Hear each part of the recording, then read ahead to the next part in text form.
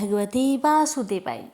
आप सभी भक्तों को पाप मोचनी एकादशी व्रत की हार्दिक शुभकामनाएं। प्यारे भक्तों, आज मैं आप सभी को सुनाने जा रही हूँ एकादशी व्रत में सुनी जाने वाली श्रीमद् भागवत गीता पाठ की इन अध्याय को।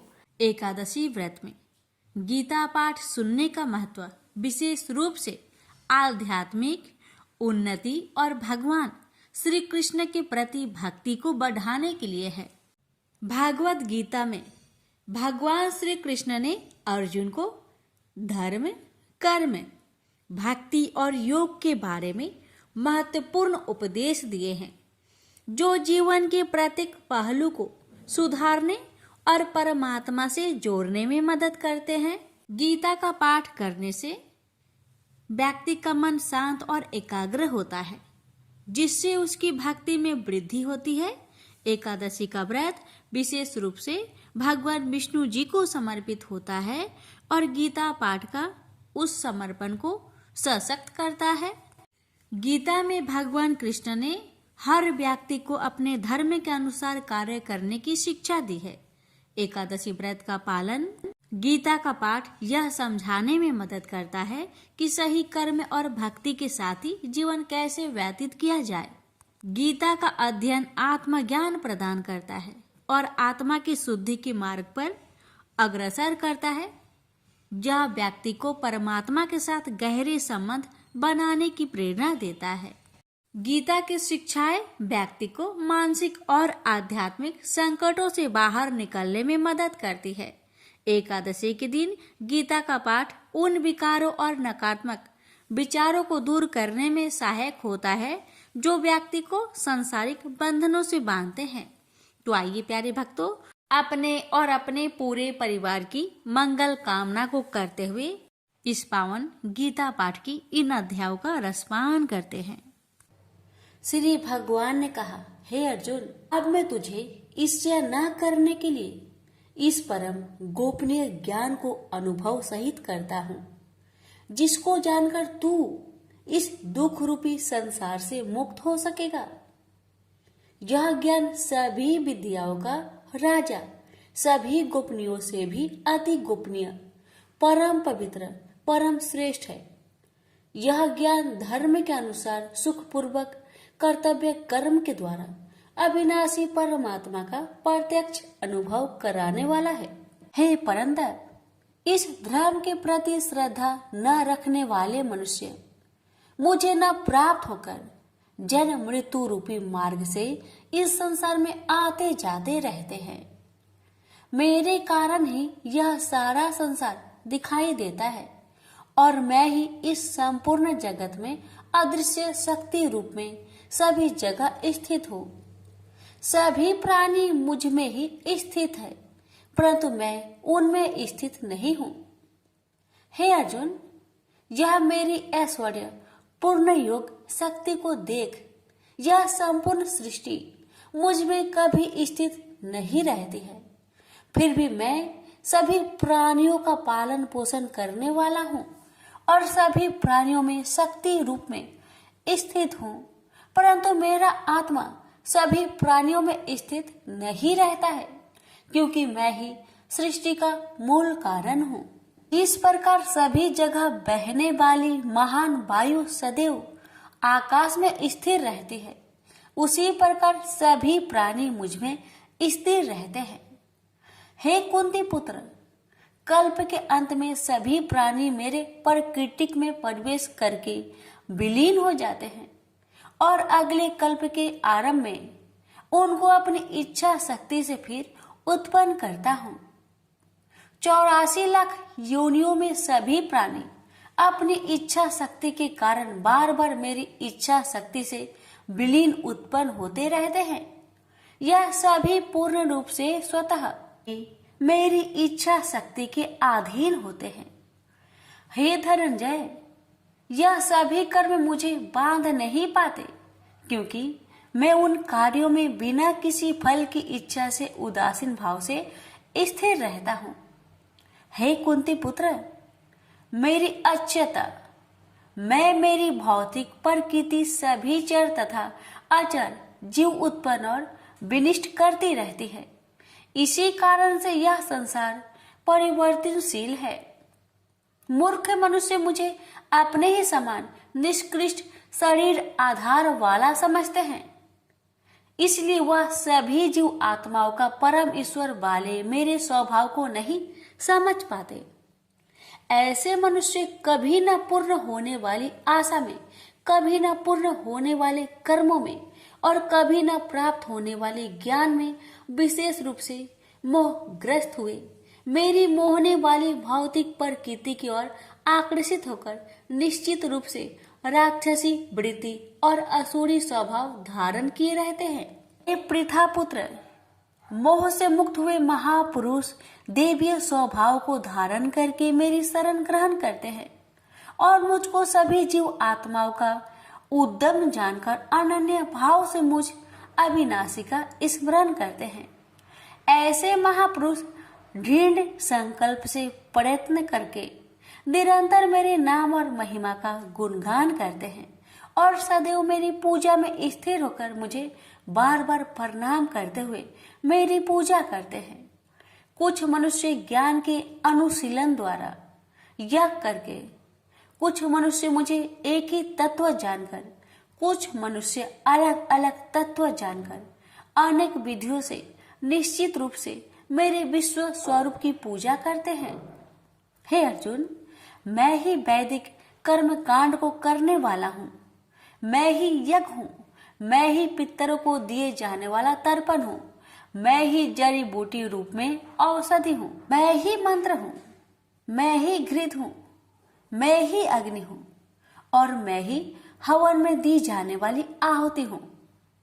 इस संपूर्ण ब्रह्मांड का मैं ही पालन करने वाला पिता हूँ, मैं ही उत्पन्न करने वाली माता हूँ, मैं ही मूल स्रोत दादा हूँ, मैं ही इसे धारण करने वाला हूँ, मैं ही पवित्र करने वाला ओमकार सबसे जानने योग्य हूँ, मैं ही ऋग्वेद, सामवेद और यजुर्वेद हूँ, मैं ही सभी प्राप्त होने वाला परम लक्ष्य हूँ, मैं ही सभी का भरण पोषण करने वाला हूँ, मैं ही सभी का स्वामी हूँ, मैं ही सभी के अच्छे बुरे कर्मों को देखने वाला हूँ, मैं ही सभी का परम धाम हूँ, मैं ही सभी की शरण स्थली हूँ, मैं ही सभी से प्रेम करने वाला घनिष्ठ मित्र हूँ, मैं ही सृष्टि को उत्पन्न करने वाला हूँ, मैं ही सृष्टि के संहार करने वाला हूँ, मैं ही सभी का स्थिर आधार हूँ, मैं ही सभी को आश्रय देने वाला हूँ और मैं ही सभी का अविनाशी कारण हूँ। हे अर्जुन, मैं ही सूर्य रूप में तपकर जल को भाप रूप में रोककर बारिश रूप में उत्पन्न करता हूँ, मैं ही निश्चित रूप से अमर तत्व हूँ, मैं ही मृत तत्व हूँ, मैं ही सत्य रूप में सत्य हूँ और मैं ही असत्य रूप में पदार्थ हूँ।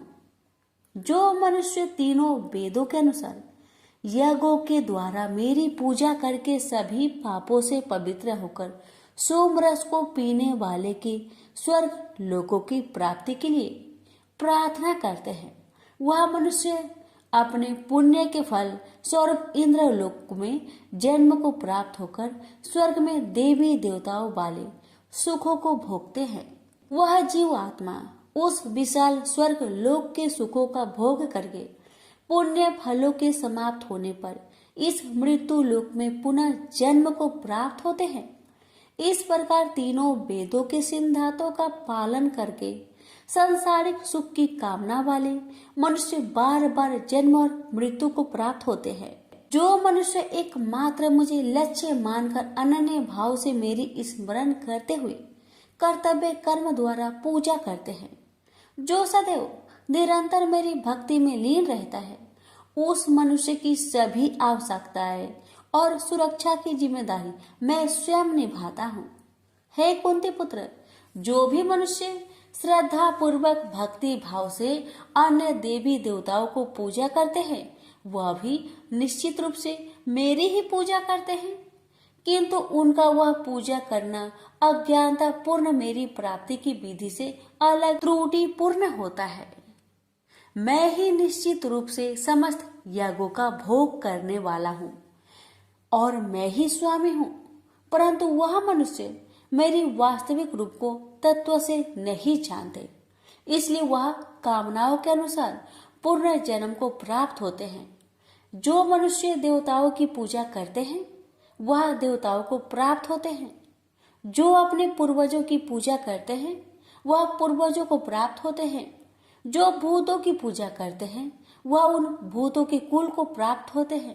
परंतु जो मनुष्य मेरी पूजा करते हैं वह मुझे ही प्राप्त होते हैं। जो मनुष्य एक पत्ता, एक फूल, एक फल, थोड़ा सा जल और कुछ भी निष्काम भक्ति भाव से अर्पित करता है, उस शुद्ध भक्त का निष्काम भक्ति भाव से अर्पित किया हुआ सभी कुछ मैं स्वीकार करता हूँ। हे कुंती पुत्र, तू जो भी कर्म करता है, जो भी खाता है, जो भी हवन करता है, जो भी दान देता है और जो भी तपस्या करता है, उस सभी को मुझे समर्पित करते हुए कर। इस प्रकार तू समस्त अच्छे और बुरे कर्मों के फलों के बंधन से मुक्त हो जाएगा और मन से सभी सांसारिक कर्मों को त्याग कर मन को परमात्मा में स्थिर करके विशेष रूप से मुक्त होकर मुझे ही प्राप्त होगा। मैं सभी प्राणियों में समान रूप से स्थित हूँ। सृष्टि में न किसी से देश रखता हूँ और न ही कोई मेरा प्रिय है, परंतु जो मनुष्य शुद्ध भक्ति भाव से मेरा स्मरण करता है तब वह मुझ में स्थिर रहता है और मैं भी निश्चित रूप से उसमें स्थिर रहता हूँ। यदि कोई भी अत्यंत दुराचारी मनुष्य अनन्य भाव से मेरा निरंतर स्मरण करता है तो वह निश्चित रूप से साधु ही समझना चाहिए, क्योंकि वह संपूर्ण रूप से मेरी भक्ति में स्थित है। हे अर्जुन, वह शीघ्र ही मन से शुद्ध होकर धर्म का आचरण करता हुआ चिर अस्थायी परम शांति को प्राप्त होता है। इसलिए तू निश्चित होकर घोषित कर दे कि मेरा भक्त कभी नष्ट नहीं होता। हे पृथा पुत्र, स्त्री, वैश्य, शूद्र, अन्य किसी भी निम्न योनि में उत्पन्न होने वाले मनुष्य हो, वह भी मेरी शरण ग्रहण करके मेरी परम धाम को ही प्राप्त होते हैं। तो फिर पुण्य आत्मा ब्राह्मणों, भक्तों और राजश्री क्षत्रियों का तो कहना ही क्या। इसलिए तू क्षण में नष्ट होने वाले दुख से भरे हुए इस जीवन में निरंतर मेरा ही स्मरण कर। हे अर्जुन, तू मुझ में ही मन को स्थिर कर, मेरा ही भक्त बन, मेरे ही पूजा कर और मुझे ही प्रणाम कर।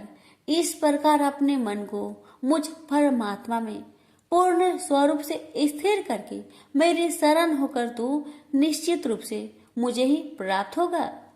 इस प्रकार उपनिषद, ब्रह्म विद्या तथा योग शास्त्र रूप श्रीमद् भागवत गीता के श्री कृष्ण अर्जुन संवाद में राज विद्या योग नाम का 9वां अध्याय संपूर्ण हुआ। प्रेम से बोलिए श्री कृष्ण भगवान की जय। आप सुनेंगे 9वां अध्याय का महात्म्य। नारायण जी बोले, हे लक्ष्मी जी, दक्षिण देश में एक भाव सुशर्मा नामक क्षुद्र रहता था। वह बड़ा पापी और मांस मदिरा भक्षी था। एक दिन मदिरा पीने से उसकी देह छूट गई और मरकर प्रेत हुआ। वृक्ष पर बैठ गया। एक ब्राह्मण भी उसी नगर में रहता था। दिन को भिक्षा मांगकर स्त्री को लाकर देता। नारी उसकी कलहनी थी। समय पाकर उन दोनों ने प्राण त्यागे और वह दोनों मरकर प्रेत हुए और वह भी उस वृक्ष के तले में आकर रहे। कुछ काल व्यतीत हुआ। तब एक दिन उसकी नारी पिचासनी ने कहा, पुरुष पिचास, तुमको कुछ पिछले जन्म की खबर है? तब पिचास ने कहा, तूने पिछले जन्म में क्या साधना की थी जिससे तुझे खबर है? तब उस पिचास ने कहा, मैंने पिछले जन्म में एक ब्राह्मण से आध्यात्मिक कर्म सुना था। तब फिर पिचासनी ने कहा, तूने और कौन सी साधना की थी तथा वह ब्राह्मण कौन था और वह आध्यात्मिक कर्म कौन सा है जिसके सुनने से तुझे पिछले जन्म की खबर है? पिचास ने कहा, मैंने और कुछ पुण्य किया, केवल गीता जी का श्लोक श्रवण किया। उसका प्रयोजन यह है कि एक समय अर्जुन ने श्री कृष्ण से 3 बातें पूछी थी। जो गीता जी की 9वें अध्याय में लिखी है। वह तीनों बातें पिचासनी ने पिचास से श्रवण करी। इन बातों के सुनते ही एक और प्रेत उस वृक्ष से निकला। उसने कहा, अरे पिचासनी, यह 3 बातें फिर से कहो जो अभी सुना रही थी। पिचासनी ने कहा, तू कौन है? मैं तुझे नहीं जानती। मैं अपने पति से पूछती हूँ वह कर्म कौन था जिसे पिछले जन्म की बातें याद रही। तब उसके पति ने पुनः तीनों बातें सुनाई, जिनके सुनते ही वह तीनों प्रेत योनि से छुटकर देव देही धारण कर विमानों पर बैठकर बैकुंठ को गए। श्री भगवान जी बोले, हे लक्ष्मी, यह 9वें अध्याय का महात्मा है। प्रेम से बोलिए, लक्ष्मी नारायण की जय। कृष्ण भगवान बोले, हे महाबाहो, मेरी और भी कल्याण कारण वचन सुनो। तुम पर मेरी अत्यंत प्रीति है, अतएव तुम्हारे कल्याण के लिए मैं कहता हूँ। मेरी उत्पत्ति का हाल न तो देवता ही जानते हैं और न महर्षि लोग। मैं ही देवों और महर्षियों का आदि कारण हूँ। जो मुझे अन जन्म अन आदि और सब लोगों का ईश्वर मानते हैं, वे सब मोह रहित है। उनके पाप नष्ट हो जाते हैं। बुद्धिमान, क्षमा, सत्य, दंभ, सम, सुख, दुख, जन्म मरण, भय अभय, अहिंसा, ममता, संताप, तप, दान, यश, अपयश इत्यादि जो अनेक प्रकार के भाव हैं, वे सब मुझसे उत्पन्न होते हैं। 7 महर्षि और उनसे पहले 4 मनुष्य मेरे मन से उत्पन्न हुए। जो मनुष्य मेरी इस विभूति को भली भांति जानते हैं, वे निश्चय योग से सिद्ध होते हैं। इसमें संदेह नहीं। यह जानकर कि मैं ही सबको उत्पन्न करता हूँ और मुझी से सबकी प्रवृत्ति होती है। विवेकी प्राणी मेरी उपासना करते हैं। वे मुझी में चित्त और प्राण को लगाकर एक दूसरे को समझाते हुए भजन करते तथा सदा संतुष्ट और सुखी रहते हैं। चित्त को सावधान करके प्रीति पूर्वक भजन करने वाले को मैं ऐसा बुद्धि योग देता हूँ जिससे वे मुझे प्राप्त कर लेते हैं। उन पर अनुग्रह करके मैं उनकी बुद्धि में स्थित हो देदीप्यमान ज्ञान देता हूँ। अर्जुन ने कहा, आप परम ब्रह्मा हो, परम धाम हो, परम मित्र, आचल और दिव्य पुरुष हो, आदि देव हो, अनजन्मा हो, सन्यासी हो। तुमको सब ऋषि, देव ऋषि नारद, अमित, देवज्ञ और व्यास भी ऐसा कह गए और स्वयं में वह तुम भी कह रहे हो। हे केशव, जो तुमने मुझसे कहा है सो सब सत्य मानता हूँ। हे भगवान, देवता और दानव इन दोनों ने ही तुम्हारे रूप को नहीं जाना है। सब चीजों की उत्पन्न करने वाले भूतेश, हे देव, हे जगतपते, हे पुरुषोत्तम, आप स्वयं ही अपने को जानते हैं। अतः आप अपनी गत दिव्य विभूतियों का हाल पूर्णतया वर्णन कीजिए, जिनके द्वारा आप इन सब लोगों में व्याप्त हो रहे हैं। चिंतन करता हुआ भी मैं आपको किस प्रकार से जान सकता हूँ? आपका ध्यान किन किन भावों से करना उचित है? हे जनार्दन, कृपया अपनी माया और विभूतियों को विस्तार से कहिए। अमृत रूपी आपकी इस वाणी को सुनने से मेरा मन तृप्त नहीं होता। श्री कृष्ण बोले, मेरा विस्तार तो अनंत है, तो भी मुख्य मुख्य विभूतियों को मैं तुम्हें सुनाता हूँ। गुणकेश, समस्त भूतों के अंत कारण में रहने वाला आत्मा मैं ही हूँ। मैं ही उनका आदि मध्य अंत हूँ। मैं ही आदित्य में विष्णु, प्रकाश को मैं अनेक किरणों से भूषित सूर्य, मरुद गणों में मरीच, नक्षत्रों में चंद्रमा मैं ही हूँ। मैं वेदों में सामवेद, देवों में विष्णु, इंद्रियों में मन और धृत मात्र में चैतन्य मैं ही हूँ।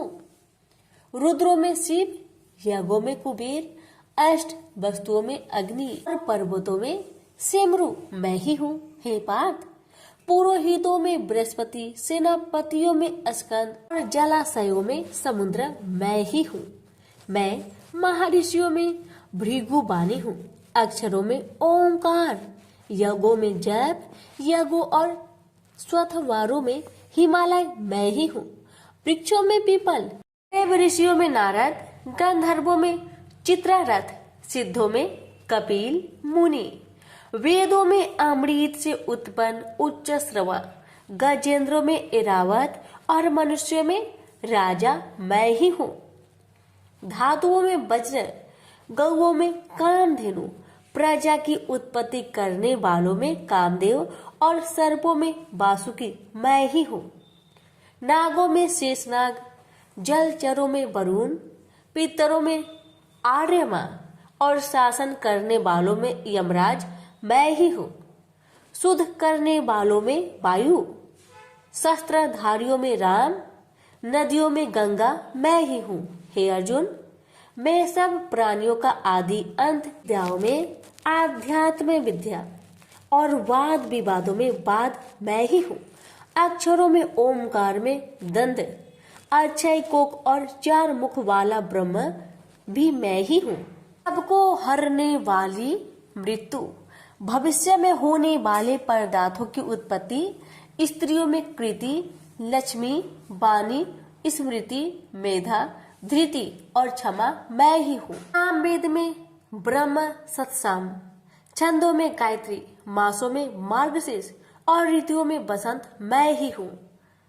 यादवों में वासुदेव, पांडवों में अर्जुन, मुनियों में व्यास और कवियों में शुक्र मैं ही हूँ।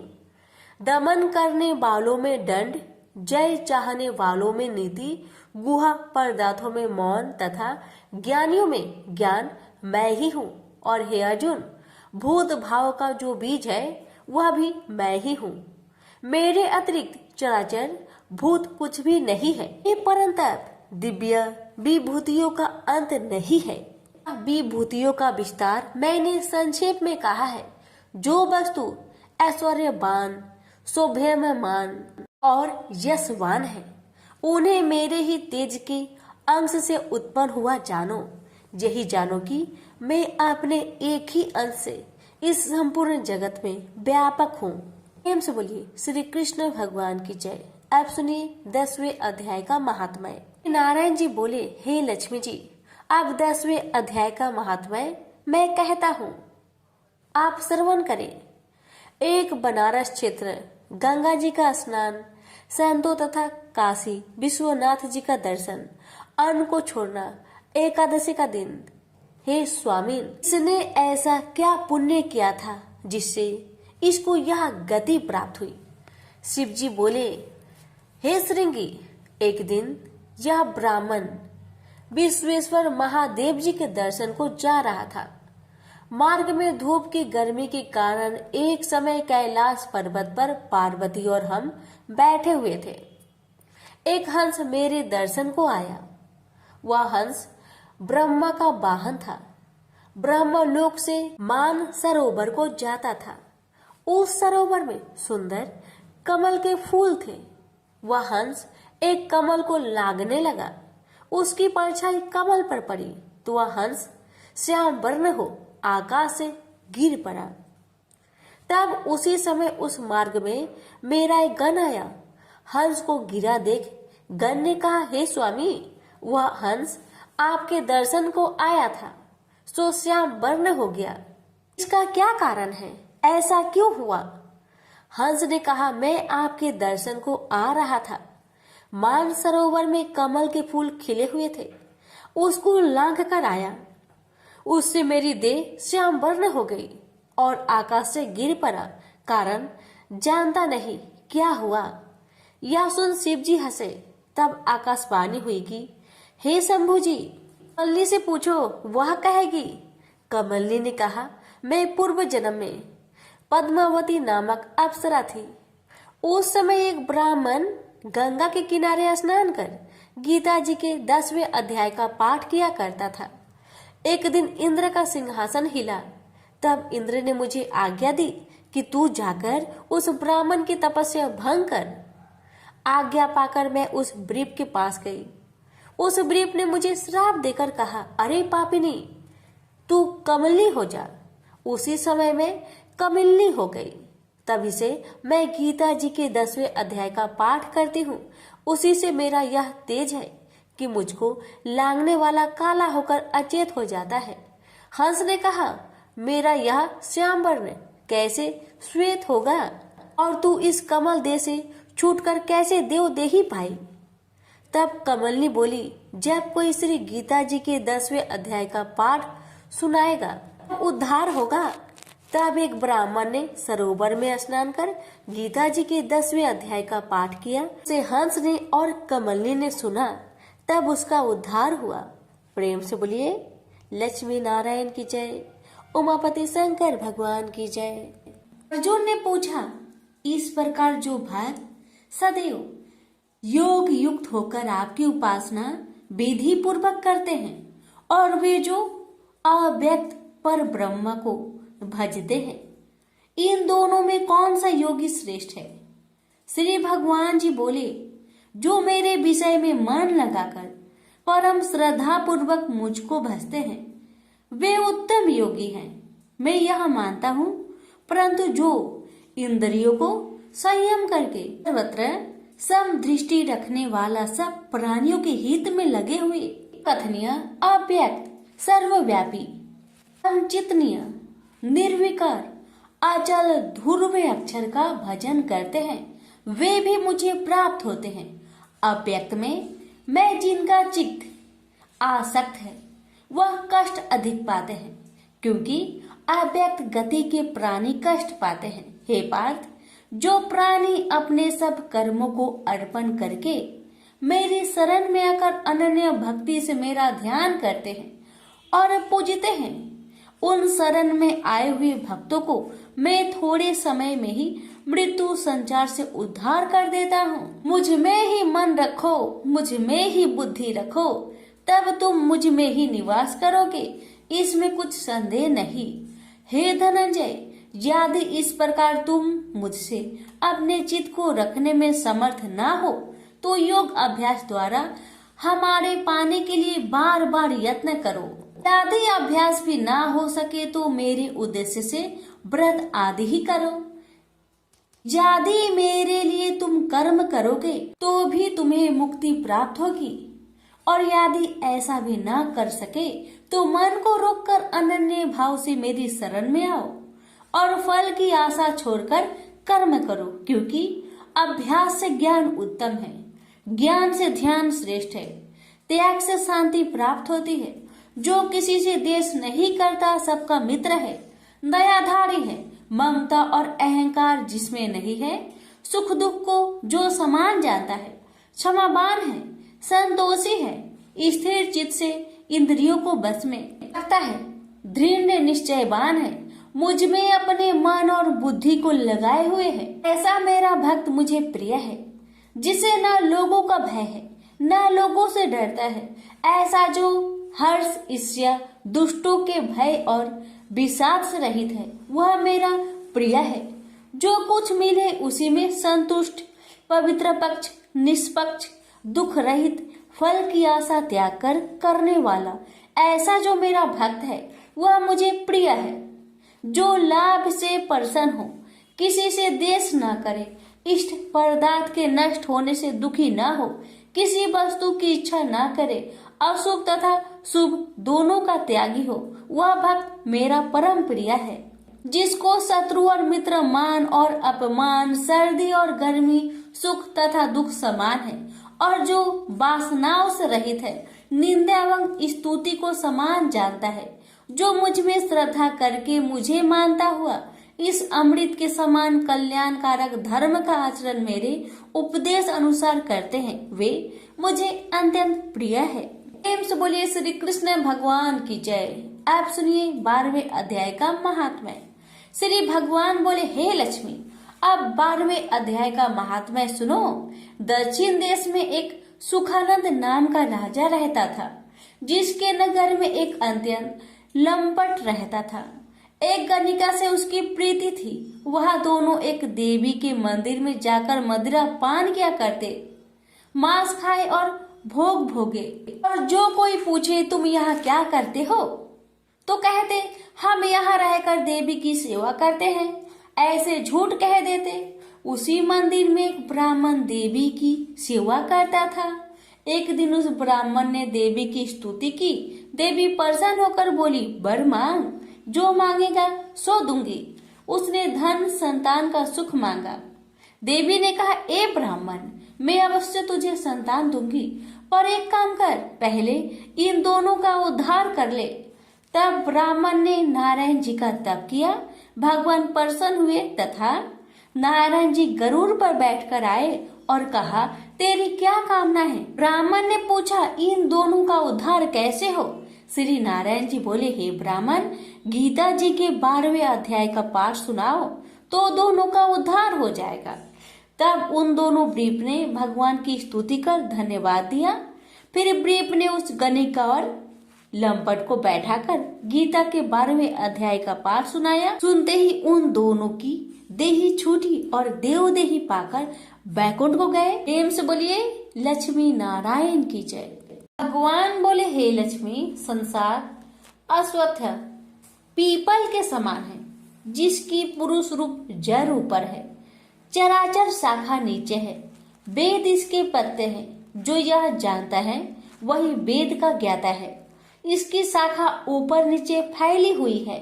सत्य, रज, तम और गुण इसकी रज वाहिनी नसें हैं, जिनसे इनका पालन होता है। शब्द रूप इनकी डालियां हैं। वह पीछे कर्म रूप में प्रकट होने वाली इसकी जड़ नीचे मनुष्य लोक में और भी नीचे तक चली गई है। और अश्वत्थ का यह रूप इसका आदि अंत और आकार संसारी प्राणी के ध्यान में नहीं आता, तथापि इसकी जड़ गहरी है।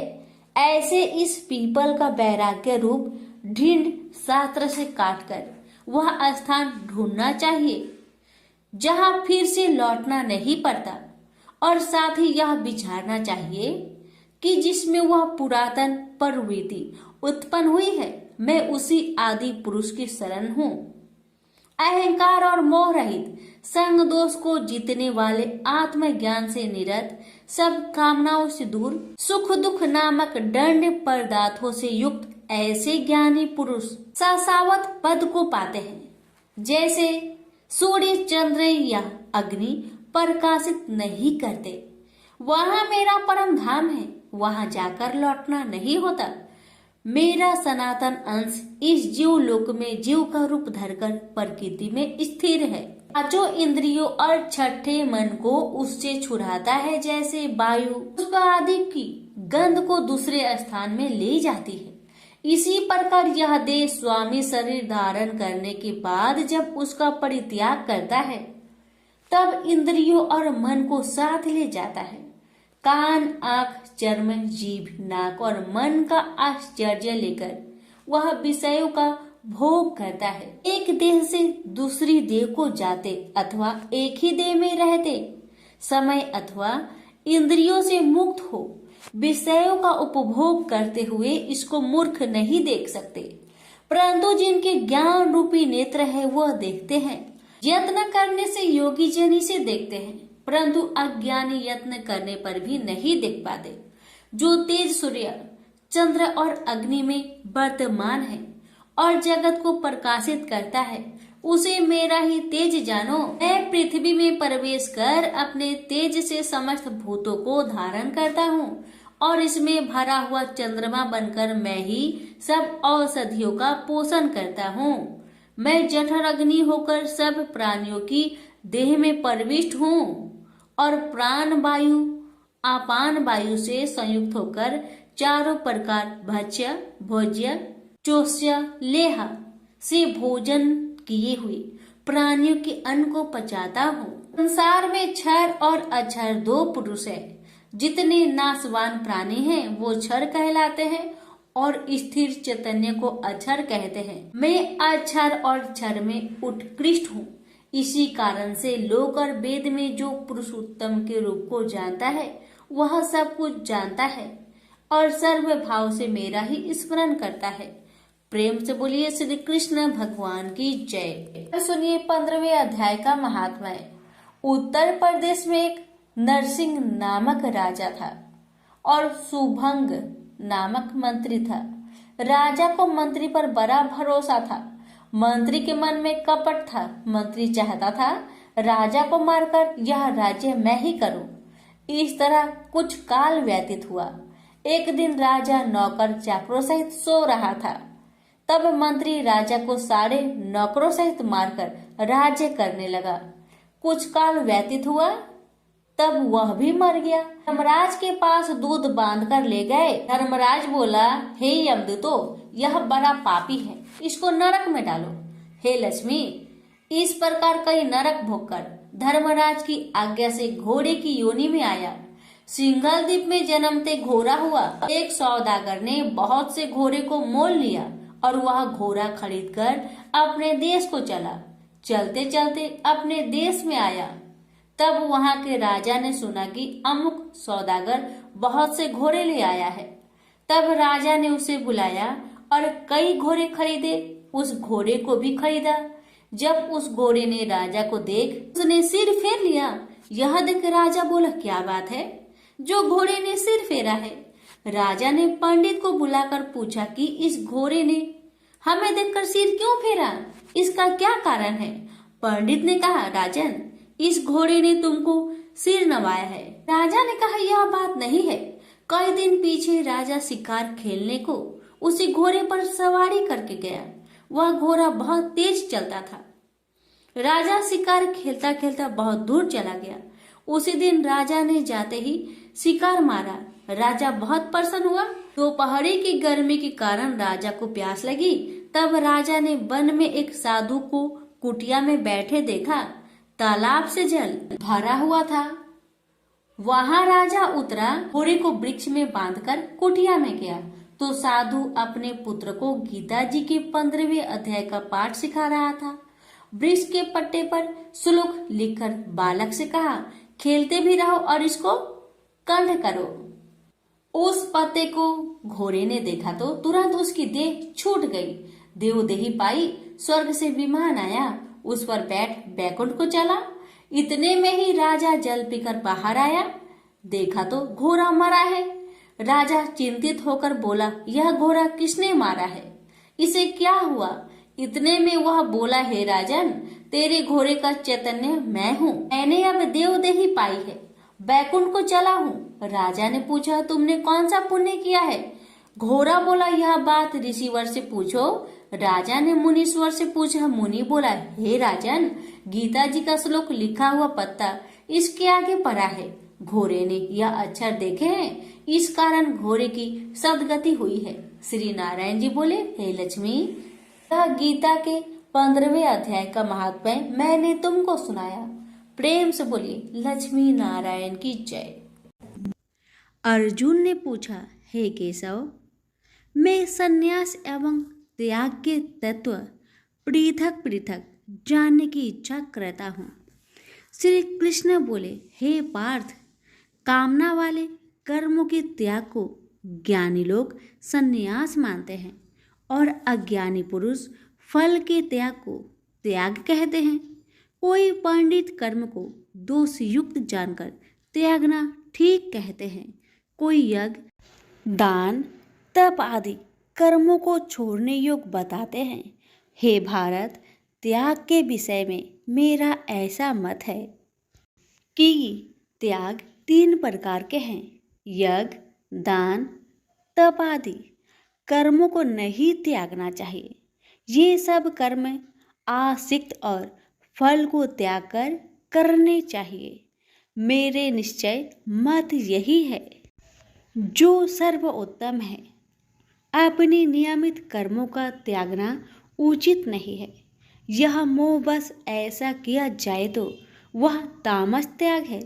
कर्म दुखप्रद है, यह विचार कर एवं शरीर के कलेश के भय से जो त्याग करता है उसे त्याग का फल नहीं मिलता। यह राजस त्याग कहलाता है।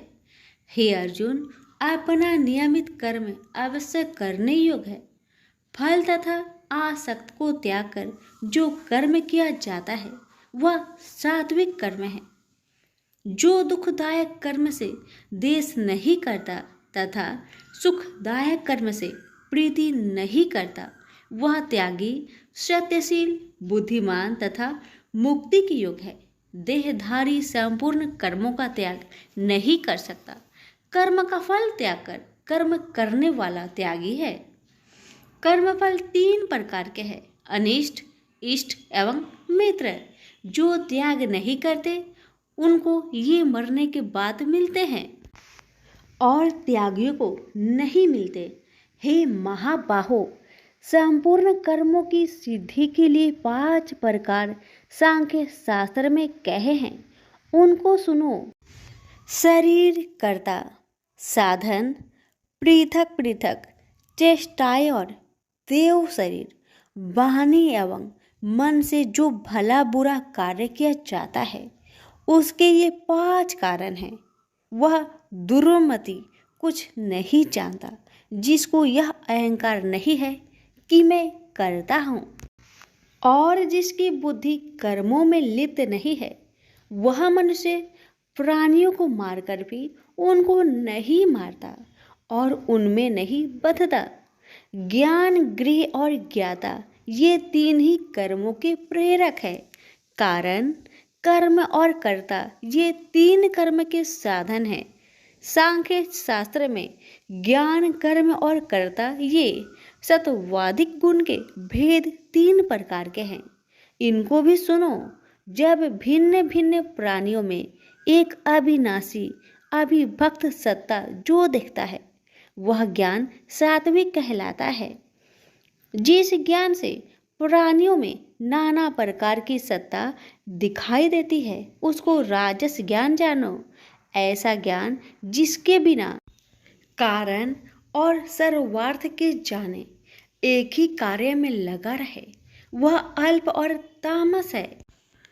फल की इच्छा ना करके जो नित्य कर्म संग देश को त्याग कर किया जाता है, जो फल की इच्छा एवं अहंकार से बड़े यत्न से किया जाता है वह राजस कर्म है। जो कर्म परिमाण धन का खर्च, दूसरे की पीड़ा और अपना पुरुषार्थ न जानकर मोहबस किया जाता है वह तामस कर्म कहलाता है।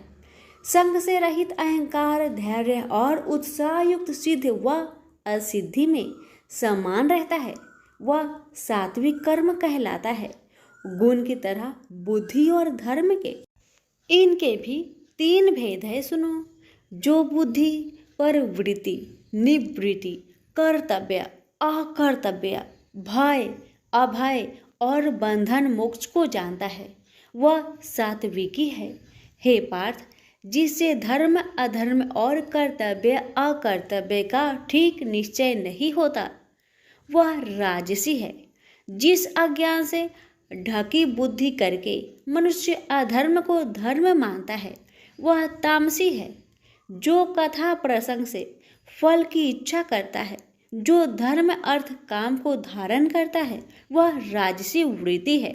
जो मूर्ख, निंद्रा, भय, शोक, विषाद एवं मद को नहीं त्यागता वह तामसी वृत्ति है। अब 3 प्रकार के सुखों को सुनो। जिसका योगाभ्यास में चित रहता है उसके दुख का अंत हो जाता है। सुख सात्विक है, आरंभ में विष के समान और अंत में अमृत के तुल्य होता है। सुख आरंभ में अमृत तुल्य, अंत में विष के तुल्य विषयों और इंद्रियों के संयोग से होता है, उसे राजसी सुख कहते हैं। जो सुख आदि और अंत दोनों में मनुष्य को मोह में फंसाता है और जो आलस्य तथा प्रमोद से उत्पन्न होता है वह तामस सुख है। सम, दम, तप, पवित्रता, क्षमा, नम्रता, ज्ञान, अनुभव और परलोक में श्रद्धा ये ब्राह्मणों के स्वाभाविक सिद्ध कर्म है। बहादुरी, तेजस्विता, धैर्य, चतुराई, युद्ध, स्थिरता, उदारता और प्रभुता ये क्षत्रिय के स्वाभाविक कर्म हैं। खेती, गोरक्षा स्वाभाविक कर्म है। जो लोग अपने अपने गुणों और प्रवृत्तियों के अनुसार कर्म करते हैं उनको सिद्धि प्राप्त होती है, और जिसने सब जगत का विस्तार किया है उस ईश्वर को अपने कार्य के द्वारा आराधना करके मनुष्य सिद्धि को पाता है। दूसरे उत्तम कर्म से अपना निज कर्म ही श्रेष्ठ है। सर्वत्र आसक्त को छोड़ने वाला आत्मा जीतने वाला इच्छा रहित मनुष्य संन्यास के द्वारा सर्व कर्म निवृत्ति रूप परम सिद्धि को पाता है। वह फिर कैसे ब्रह्म को प्राप्त होता है? सो मुझसे सुनो, यही इस ज्ञान की परानिष्ठा है। शुद्ध बुद्धि से युक्त होकर धृति द्वारा इस मन को बस में लगाकर शब्द आदि विषयों को छोड़कर राग देश से रहित होकर एकांत में रहने वाला मीताहारी वाणी और मन को जीतने वाला नित्य ध्यान युक्त और वैराग्य अहंकार बल घमंड काम क्रोध तथा परिग्रह छोड़कर ममताहीन और शांत मनुष्य ब्रह्म भाव के योग होता है। ब्रह्म को प्राप्त हुआ पुरुष दत्तचित होकर सुख व अभिलाषा को नहीं करता है। जीवन मात्र में समदर्शी होकर मुझ में परम भक्ति पाता है। इस प्रकार ज्ञानी सदैव मुझ में निवास करने वाले सब कर्मों को भोग करता हुआ मेरे अनुग्रह से अविनाशी सनातन मोक्षप्रद को प्राप्त होता है। तत्पश्चात तत्व से मुझे जानकर फिर मन मुझ में ही प्रवेश करता है। सावधानी से अपना मन मुझ में स्थिर कर और सब कर्मों को मुझ में अर्पण कर बुद्धि योग के आश्रय से निरंतर अपने चित्त को मुझ में लगाओ। मेरे में चित्त लगाकर मेरी कृपा से दुर्गम कष्टों से तर जाओगे। यदि अहंकार से मेरी बात सुनोगे तो नष्ट हो जाओगे। यदि अहंकार का आश्रय लेकर युद्ध नहीं करूंगा ऐसा मानते हो तो यह तुम्हारा निश्चय झूठा है, क्योंकि स्वभाव तुम्हें युद्ध करवाएगा। हे कौतन्य, जिस कर्म को तू अब मोह से करना चाहता है उसे अपने स्वाभाविक कर्म से बंधा हुआ बेबस होकर करेगा। हे अर्जुन, जीवों के हृदय में स्थिर ईश्वर उनको माया से भ्रमा रहा है, मानो सब यंत्र पर चढ़े हैं। हे भारत, सब भावों में उसी की कृपा से परम शांति एवं मुक्ति को पाओगे। यह गूढ़ ज्ञान मैंने तुमसे कहा है, इसे भली भांति विचार कर जैसा चाहते हो वैसा ही करो। अब तू सबसे गूढ़ वचन भी सुन, क्योंकि तू मेरा परम मित्र है, इसलिए मैं तेरे हित ही कहूँगा। मेरे में मन लगाओ, मेरे ही भक्त हो, मेरे ही यज्ञ करो और मेरा ही नाम जपो। सब धर्मों को छोड़कर मेरी शरण में आओ, मैं तुम्हें सब पापों से छुड़ा दूंगा। यह मेरा रहस्य ऐसे पुरुष जो तप ना करता हो, मेरा भक्त ना हो, कभी भी नहीं कहना चाहिए। जो इस परम गुप्त ज्ञान को मेरे भक्तों में प्रकट करेगा वही मेरी परम भक्ति को पाकर अंत में निश्चय ही मुझ में लीन हो जाएगा। इस धर्म संवाद को जो कोई पढ़ेगा उसे मैं समझूंगा कि उसने ज्ञान यज्ञ से मेरी पूजा की है। जो श्रद्धावान पुरुष दोष ढूंढे बिना इसको सुनेगा वह भी मुक्त होकर पुण्य आत्माओं को मिलने वाले शुभ लोक को प्राप्त होगा। हे पार्थ, तुमने एकाचित्त से मेरे कहे हुए उपदेश को सुना या नहीं? हे धनंजय, तुम्हारा अज्ञान से उत्पन्न हुआ मोह नष्ट हुआ या नहीं? अर्जुन ने कहा, हे भगवान, आपकी कृपा से मेरा मोह नष्ट हो गया और स्मृति जागृत हुई है। अब मैं निसंदेह आपकी आज्ञा पर स्थिर हूँ और जैसा आपने कहा है मैं वैसा ही करूँगा। संजय बोले, हे धृतराष्ट्र, मैंने महात्मा वासुदेव और अर्जुन का यह प्रेरणा देने वाला अद्भुत संवाद सुनाया व्यास जी की कृपा से। साक्षात यज्ञेश्वर श्री कृष्ण जी के मुख से इस परम गुहा संवाद को मैंने सुना। हे राजन, श्री कृष्ण और अर्जुन के इस अद्भुत पुण्य कारक संवाद को स्मरण करके मन बार बार प्रसन्न होता है। श्री कृष्ण भगवान के उस अद्भुत रूप को स्मरण करके मुझे बड़ा ही विस्मय होता है। हे राजन, मैं बारंबार प्रसन्न होता हूँ। मेरी ऐसा धारणा है कि जहाँ योगेश्वर भगवान श्री कृष्ण हैं और जहाँ पार्थ जैसा धनुर्धर है, वही राजलक्ष्मी, विजय, ऐश्वर्य और अटल नीति है। सभी प्रेम से बोलिए श्री कृष्ण भगवान की जय हो। सुनिए 18वें अध्याय का महात्म्य। श्री भगवान जी बोले, हे लक्ष्मी, अब 18वें अध्याय का महात्म्य सुन।